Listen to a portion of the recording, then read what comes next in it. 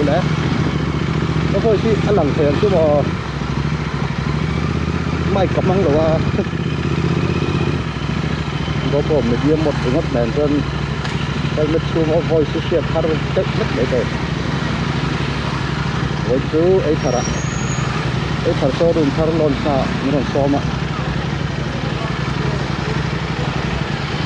rồi ha chủ đàn kia malam mà cái tên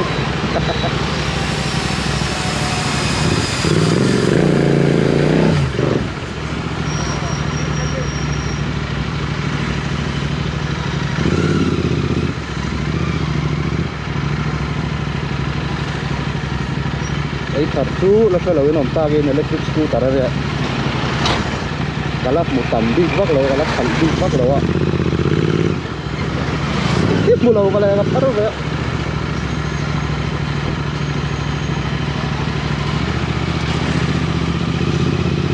motel đang ôm cà phê lỗ à 450 cái thứ ôm người mới ta cái thứ voi gì thật là tối té cái phần đó à ba thứ tôi galap thành vác lỗ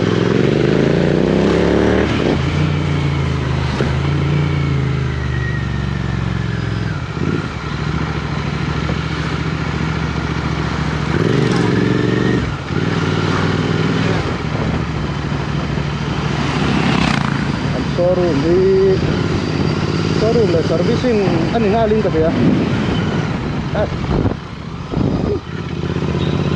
tên phép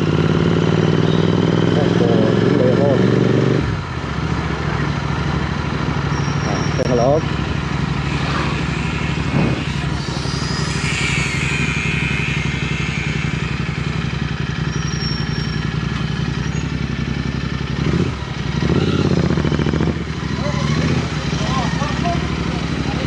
hi servicing ko ni mo so ka hi servicing ni kung sa stand te o ba ritlo na ba kan pute no man pute motor ka motor hey showroom motor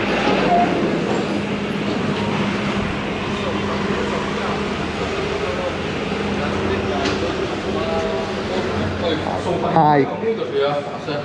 hello đâu rồi cái thao nó mệt vậy ha cần phải trang tục một cái gì đi hả khơi lên vậy à ôi một khăn vậy một khá khóc này có sao mà lâu xây lệ tàu lâu gì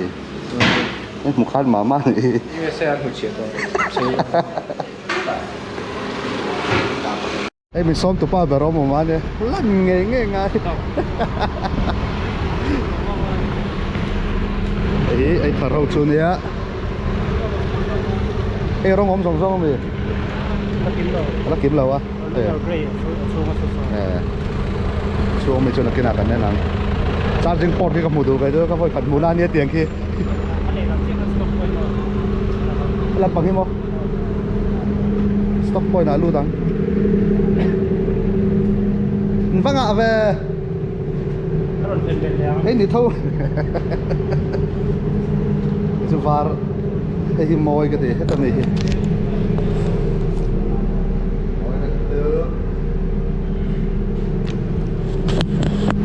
AC lâu lại chú alum làm à charging point thì siêu réo bây giờ mà free down mà cái tài hiện là mình charging point đi đang ổn đó nè hỏi tóc bao việc luôn tóc nè fast charging point một đòn tục khác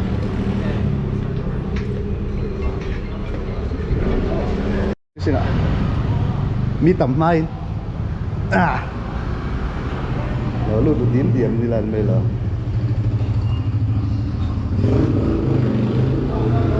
oh yes đây bắt thu máu mà tu sport thật nhiều không này không em muốn tè cái rồi xong cái rồi cắt vàng đúng không cái rồi xong chưa đây part này mà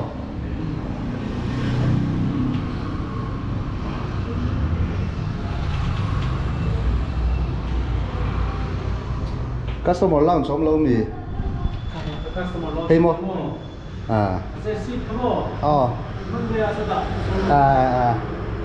tóc ven phiếu lo rất là dễ lắm làm chú hậu to rất còn đi lại em cái gì nghe office mi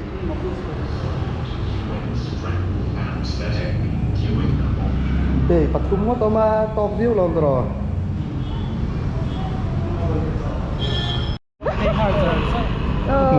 một mình sẽ biểu演的了哇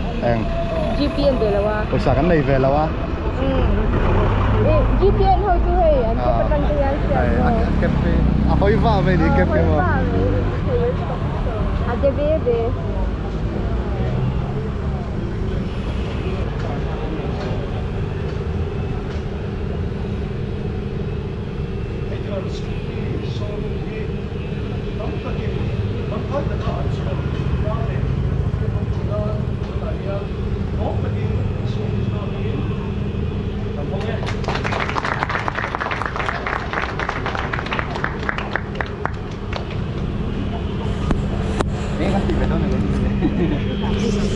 tăng khá là selfie stick cái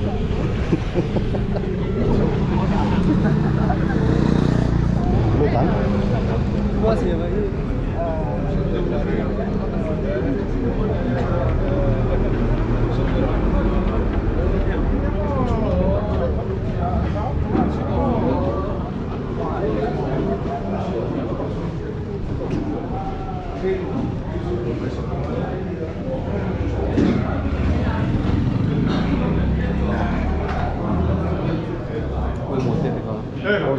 nó lút rồi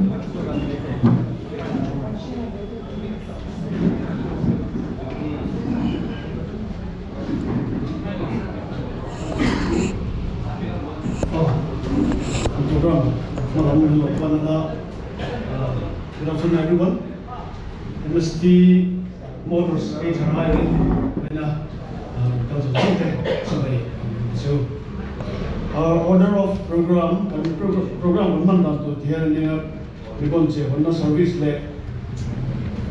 experience center dedication of experience center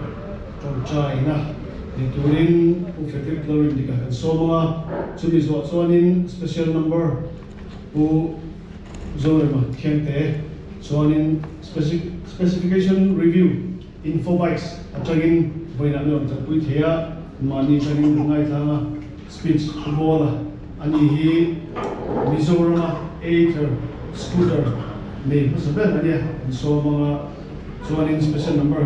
zorema train the bike thanga key handover with a hianin Ather scooter ne thar te owner thar te mi som lai kan hinga la ani key handover kan nenga chumizo I'll be after key handover I'll be inviting Mr. Ayush Kuala from Ather team for a speech and then that will be followed by a lot of thanks from Mr. Zogan from the principal. First and foremost, I would like to invite Mr. Frederick for dedication and prayer. That's what I say.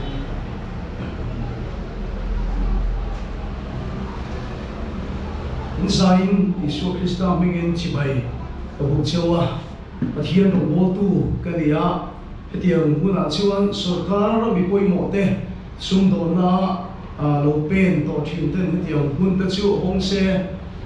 thil kan thriat to thinda te ponia ini ta chu bia kina te pul kita thu kan soi thina demasela bible in asai dan chuan Isu sirtir te India wanga alo lom cheu chuan alo ngai lu cheu chuan chu lo lom tu chu lo mai lu tu chu omna chuan pathian thamon ne tu ti theina nang ma ni hom kha an ma ni tan a theng veang ti bible ai sia ka chuan MST Motors te helaya Ather budan tanna mi te hian Isua zo ke ma ni lovin khia min thi tu zo kan ngai lo wangin rai mo min som tin ka ria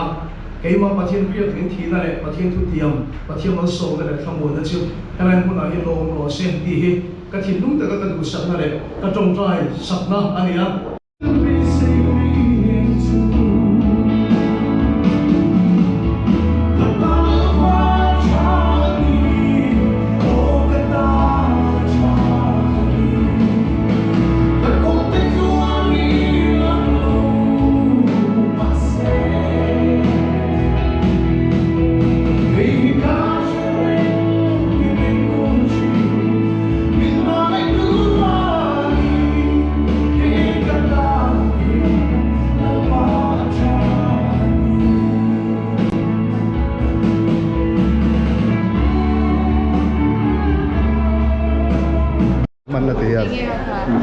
medium một hoặc là vẫn dầu á cái này mi belt chiang lo càng đây hi cái chế xì long hi nó có về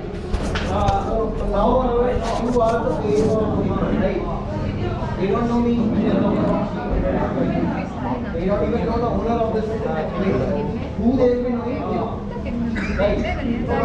Whatever think about it. belt này cái hi ai liền nó ai tiểu xe cái kia cái đằng làm về thì đôi thì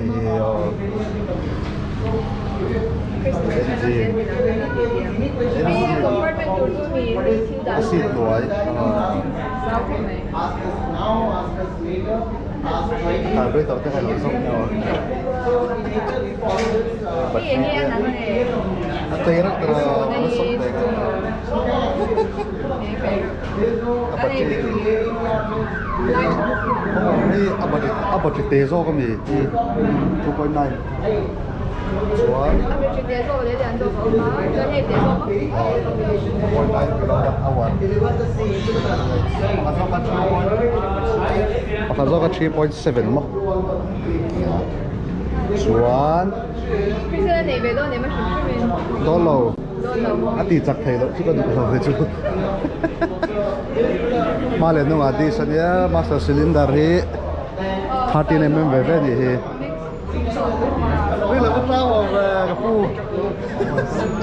We have a top of 24.6, 24.3. ai poi mo chip pistol ke par hi xuống nghe lòm đây bôi một cái còn cẩn thận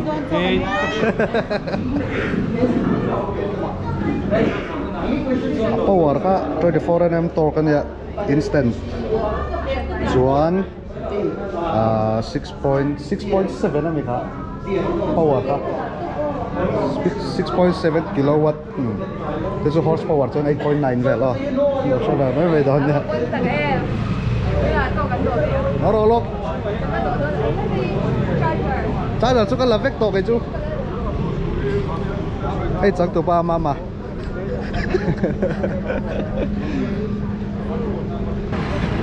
hi trên trang sẽ chiếm đủ lệ lấy đủ tan Ather showroom ấy bong còn đó lung bong còn lung lấy rồi ta số lại số thật là tao cái này mỗi hero tiền thì bốc á cái anh dọn tiền thấy đấy á number đi tay cái rồn đàn hiện đủ đủ là việc thấy đấy lo mẹ